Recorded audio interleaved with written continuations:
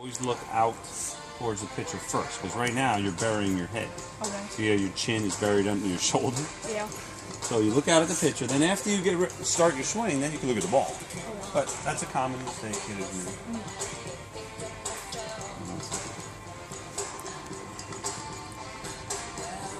Relationship with your hands and feet.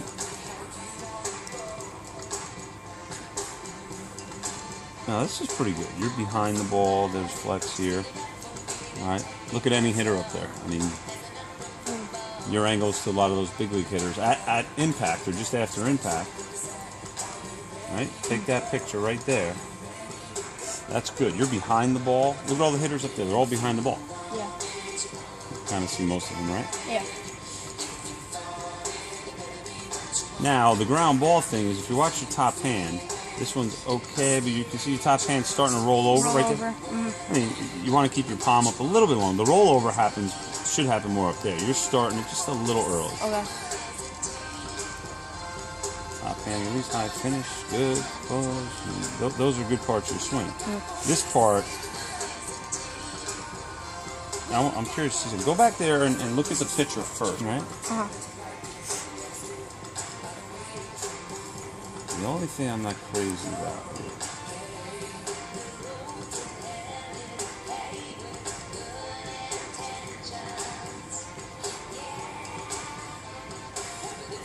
See how far your head moves, right? Uh-huh.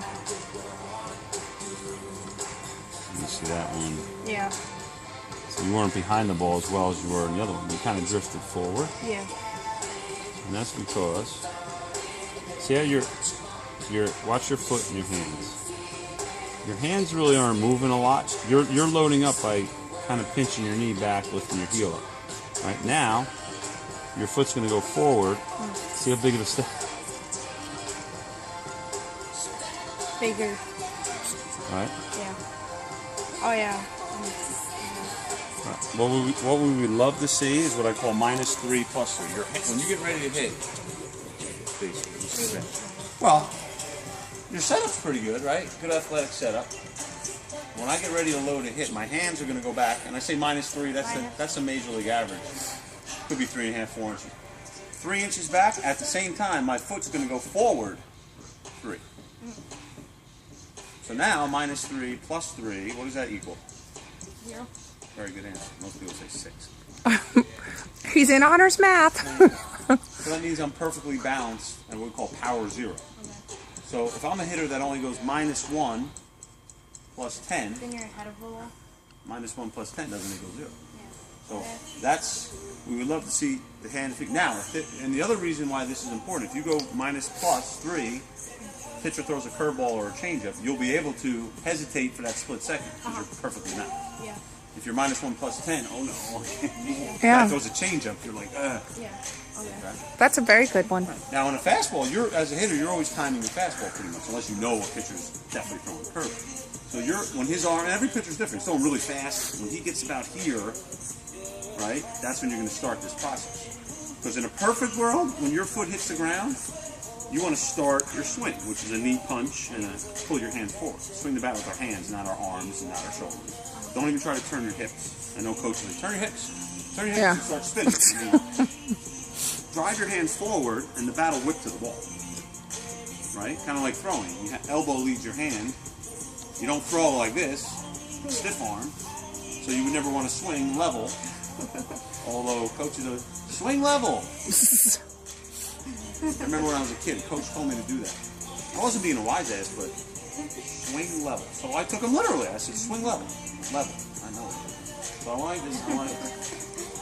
And you didn't do it on purpose? You weren't kidding? He goes, what are you doing? I go, coach told me to swing level. And then he stood there for a second. Oh, okay. Don't do that anymore. I'm like, all right. The first move, the strike zone's down here, and your hands are here. So first move is down. Yeah. Right? The level part is right about here. Now I'm level, then I finish up.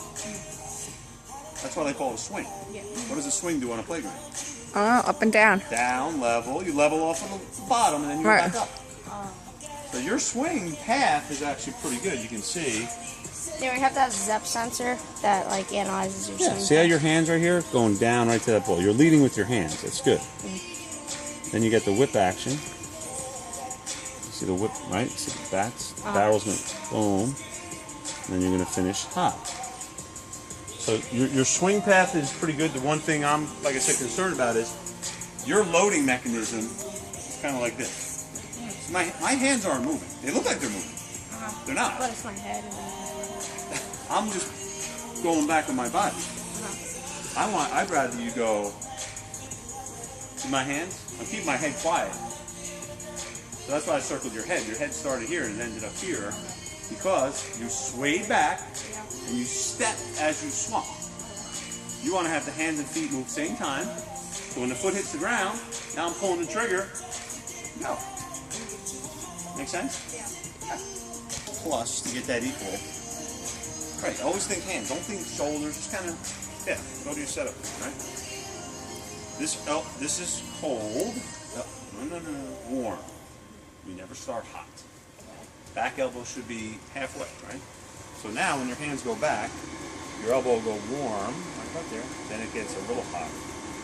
Now you never want to do this. This is a wrap. Only golfers do that. Okay?